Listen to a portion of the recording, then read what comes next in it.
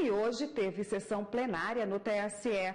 O repórter Henrique Amaral acompanhou e tem as informações para a gente. Boa tarde, Henrique. Boa tarde, Érica. Boa tarde a todos. O plenário do Tribunal Superior Eleitoral julgou extintos processos que acusavam o PSOL de não destinar na propaganda partidária o tempo determinado por lei para a promoção da participação feminina na política. Que a punição para essa infração era a suspensão de tempo na propaganda partidária no semestre seguinte ao do julgamento. Mas a lei que criou o Fundo Especial de Financiamento de Campanha acabou com a propaganda partidária. Por isso, o TSE julgou extintos os processos, mas sem o prejuízo de que as partes interessadas tentem a punição da legenda em outras esferas judiciais. Hoje de manhã, o plenário do Tribunal Superior Eleitoral também determinou que candidatos transgêneros devem preencher a cota de representação de acordo com o gênero com o qual se identificam. O plenário do TSE analisou o caso ao responder consulta da senadora Maria de Fátima Bezerra, do Rio Grande do Norte. A senadora fez 2 perguntas ao Tribunal Superior Eleitoral. Primeiro, ela queria saber como seria a contagem de transgêneros para preencher a cota de representação de gêneros de candidatos em uma eleição.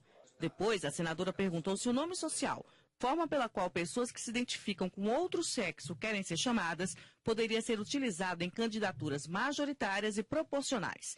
Ao responder à consulta, o relator do processo, o ministro Tarcísio Vieira de Carvalho Neto, afirmou que os candidatos devem preencher a cota de gênero de acordo com o sexo com o qual se identificam.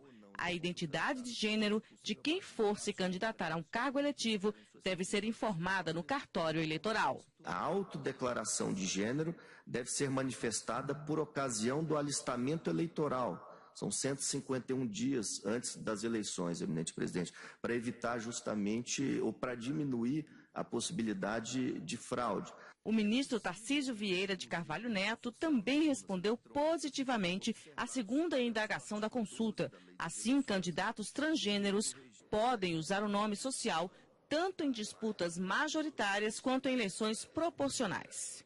É possível o uso exclusivo do nome social nas urnas eletrônicas, observados os parâmetros do artigo 12 da Lei das Eleições, que permite o registro do, aspas, prenome, sobrenome, cognome, nome abreviado, apelido ou nome pelo qual é mais conhecido, desde que não se estabeleça dúvida quanto à sua identidade, não atente contra o pudor e não seja ridículo ou irreverente. O plenário seguiu o relator por unanimidade. Ainda hoje de manhã, os ministros aprovaram a resolução que trata sobre o voto impresso. Agora, o Tribunal Superior Eleitoral tem até o dia 13 de abril para determinar a quantidade de sessões eleitorais com voto impresso nas eleições de outubro.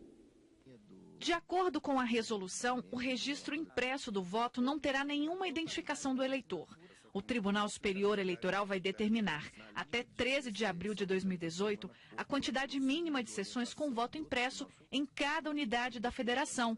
E caberá aos tribunais regionais eleitorais determinar quais municípios, zonas e seções terão o voto impresso implementado. A resolução foi aprovada pelos ministros do Tribunal Superior Eleitoral na sessão plenária desta quinta-feira. Nós aprovamos a minuta de resolução que dispõe sobre o procedimento a serem adotadas as sessões eleitorais que utilizarão o módulo impressor nas eleições. No voto que foi distribuído aos ministros, o presidente do Tribunal Superior Eleitoral, ministro Luiz Fux, destacou que a urna eletrônica e a biometria foram implementadas de forma gradual e que é necessário que com o voto impresso seja da mesma maneira. O voto impresso foi uma determinação do Congresso Nacional.